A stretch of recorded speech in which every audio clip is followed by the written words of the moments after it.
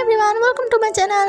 Episode 8 আর 9 শুরু করার আগে আপনারা যারা নতুন তারা প্লিজ আমাদের চ্যানেলটিকে সাবস্ক্রাইব করে দিও, চ্যানেলের পরের পার্টগুলো সবার আগে পেয়ে যাও।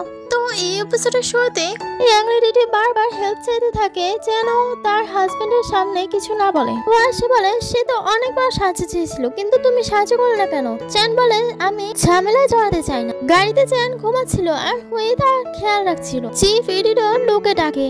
লু বলে মিং আজ অসুস্থ তাই কাজে আসতে পারেনি। চিফ এডিটর বলে যাক ভালো, ছুটি নিতে পারেনি তো ব্রেক তো নিল।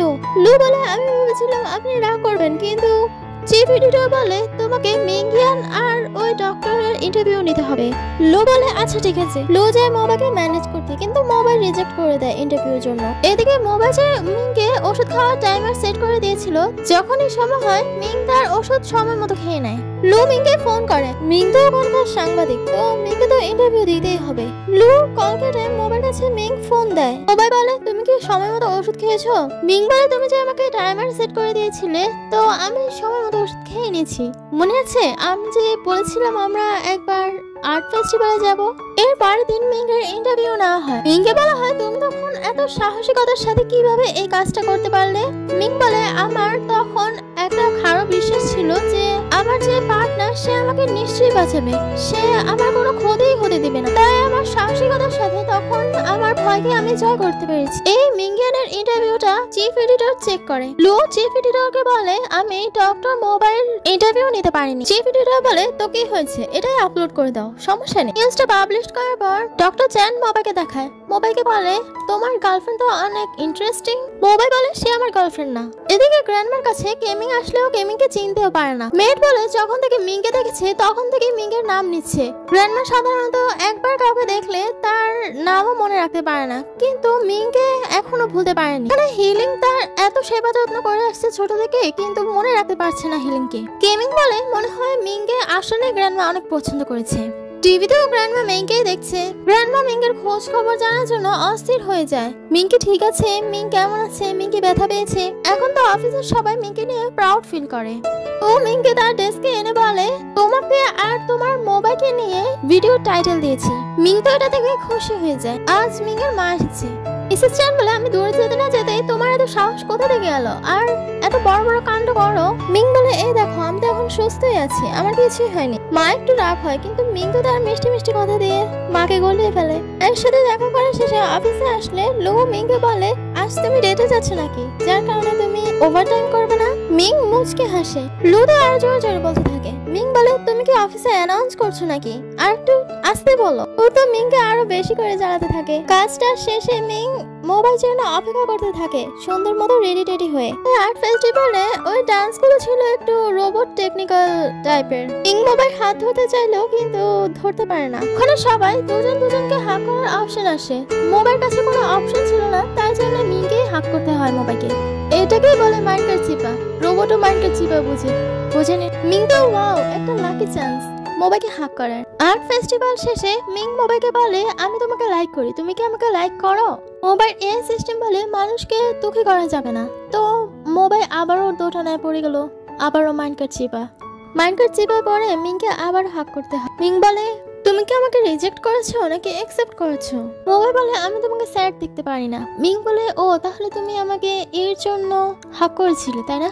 সমস্যা নেই, তুমি আমাকে বলার জন্য টাইম নিতে পারো। মিং তার রুমে মন খারাপ করে বসেছিল। কেমিং তাকে ফোন দেয়। কেমিং বলে গ্র্যান্ডমা তো শুধু তোমার নামই নিচ্ছে, তোমাকে সে দেখতে চায়, তোমার খোঁজ খবর নিতে চায়, তো তুমি কি আসতে চাও? গ্র্যান্ডমা কেমিং এর হাত থেকে ফোন নিয়ে মিংয়ের সাথে কথা বলতে লাগে। মিংকে বলে তোমাকে আমি অনেক মিস করেছি। মিং বলে আমার তো ওভারটাইম করতে হয়, তাই তোমাকে দেখার জন্য আমি ফ্রি হলে আসবো।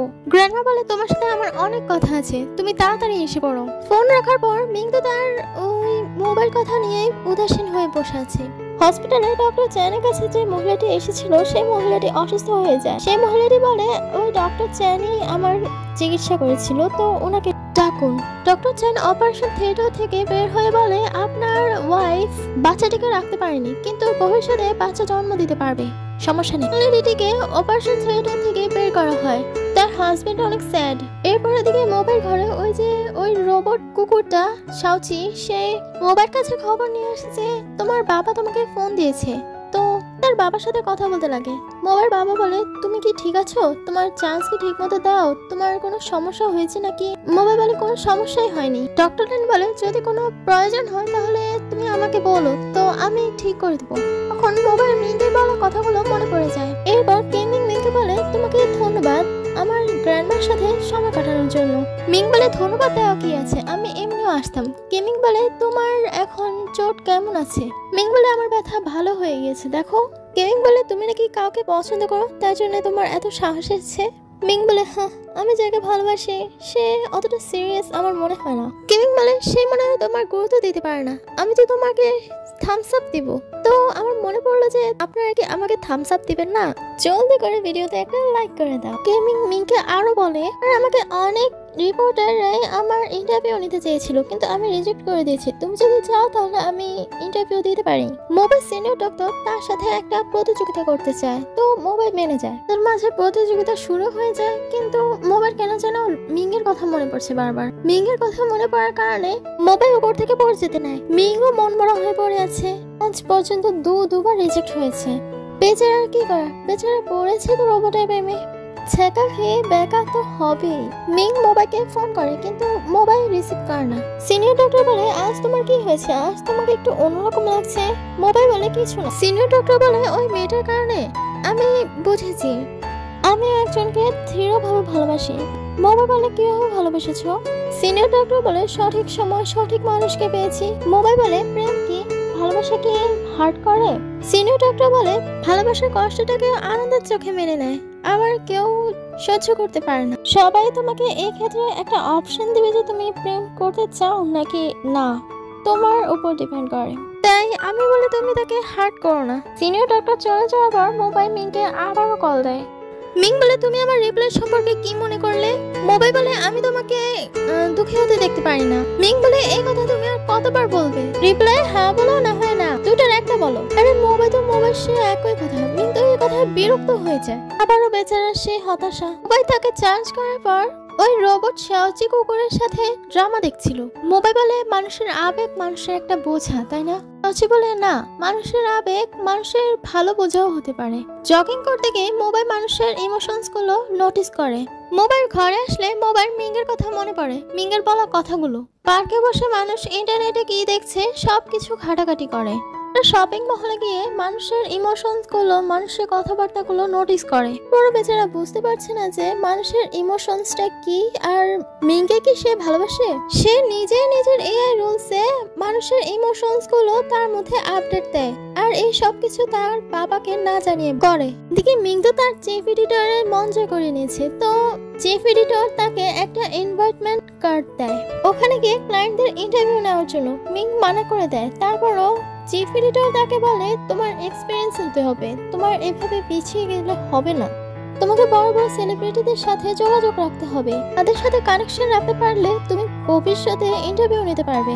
তো যাওয়ার জন্য তাড়াতাড়ি রেডি হয়ে নাও। মিং তো এবার বাসায় এসে তার আলমারি খুলে ড্রেসগুলো চুজ করছে যে কোনটা পরবে। মিং এর মা এসে বলে, তুই তো দেখছি 1 ঘন্টা ধরে এখানে দাঁড়িয়ে আছিস, কি সাজবি আর কি পরবি? আমার একটা বোকা মেয়ে যে ড্রেসও চুজ করতে পারে না। আলমারি থেকে এনে একটা ড্রেস চুজ করে দেয় মিংকে। সুন্দর করে রেডি সেডি হয়ে ওই পার্টিতে যায়। ওই পার্টিতে গেলে কেমিং তাকে দেখে নেয়। কেমিংও হিলিং এর সাথে এসেছিল ওখানে। মিং তো এত বড় মহলের মতো অনুষ্ঠান থেকে মিং ইন্টারভিউ নিতে চাইলে ক্যামেরাম্যানদের জন্য তার ইন্টারভিউ নিতে পারেনি। আর এত বড় লং ড্রেস মিংয়ের চেয়েও মিংয়ের জামা বড়। মিং পরে যেতে নিলে কেমিং এসে তাকে ধরে। মিংকে কেমিং একটা হোটেল রুমে নিয়ে যায় আর ওয়েটারের কাছে একটা কেচি চায়। মিং যে ড্রেস পরে হাঁটতেও পারছে না, কেমিং ওটা নোটিস করে। কেমিং মিংয়ের নিচের পাটটা কাটা শুরু করে দেয়, সুন্দর মতো কেটেও ফেলে। মিংয়ের উপরে যে গলা পর্যন্ত বর্ডারটা তাও কেটে দেয়, পিছন দিয়ে কেটে হাতাগুলো আলগা করে নেয়।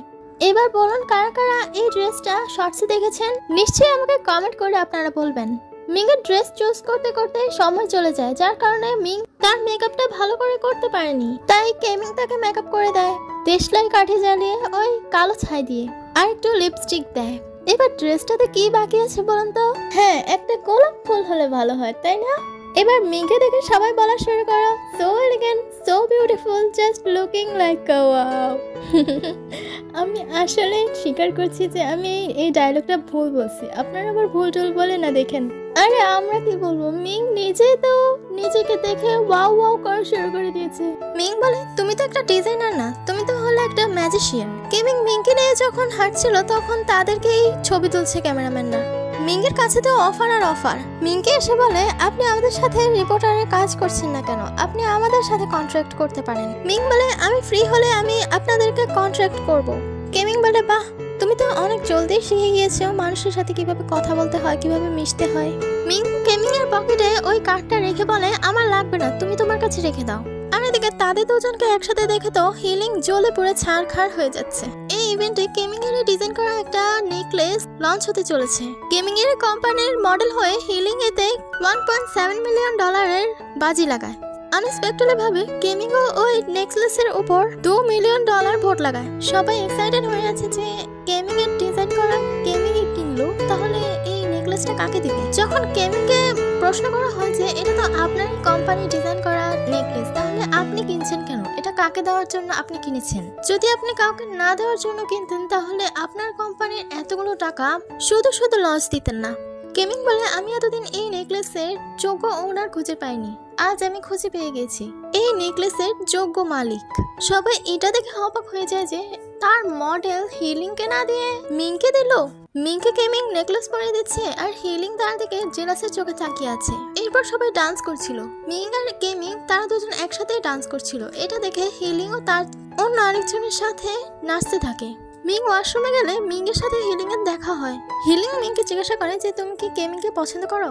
মিং বলে, না, এমন কোনো কথা নয়। কিন্তু হিলিং বলে, তুমি কেমিংকে বলে দিচ্ছ না কেন তাহলে যে তুমি কেমিংকে পছন্দ করো না? মিং বলে, কেমিং আমাকে এমন কোনো প্রশ্ন করেনি, তাহলে আমি তাকে কি বলবো? হিলিং বলে, তাহলে তুমি ওই নেকলেসটা কেন অ্যাকসেপ্ট করেছো? মিং বলে, তাহলে কি আমি এই $2 মিলিয়ন এত দামি নেকলেসটা সবার সামনে তার উপহারকে রিজেক্ট করব?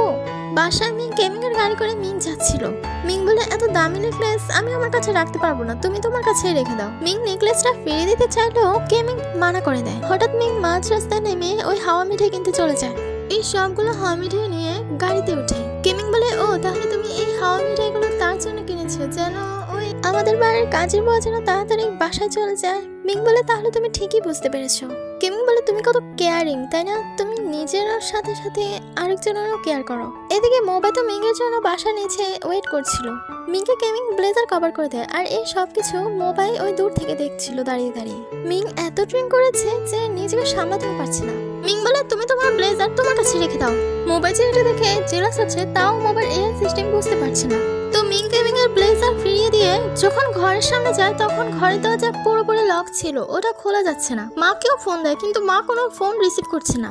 গাড়িতে কেমিং তার ব্লেজারের পকেটে হাত দিয়ে দেখে ওই নেকলেসটা তার ব্লেজারে এসে পড়েছে। আসলে মিংকে তার ব্লেজারে রেখে দিয়েছিল যখন মিংকে ওই ব্লেজারটা পরে দিয়েছিল তখন। এতে কেমিং তো মিংয়ের উপর আরো ইমপ্রেস হয় যে এই কত ইমানদার, তাই না?